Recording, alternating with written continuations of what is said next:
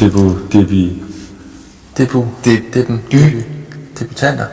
Ja, nu har vi ikke så meget brug for det ord længere, debutanter, vel? Fordi nu er vi jo ikke debutanter længere. Nu er vi garvet.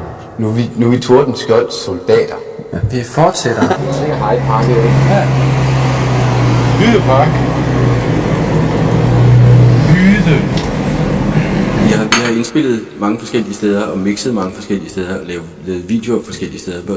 Altså, hvad er det, I vælger efter, når I gør det? Altså, indspiller i et studie, mixer et andet osv.? Det der er dyrest, som regel. Faktisk. Det vi kan slippe afsted med at komme af med flest penge. Overbevise vores pladeselskab kontra budget. Det må være det bedste. Ja. Ikke? Sådan er det. Og så hvis det så samtidig ligger i en anden verdensdel, ja. Så er det jo Ekstra ekstra. en rejsebetaling, så snupper vi den. Det er en god idé.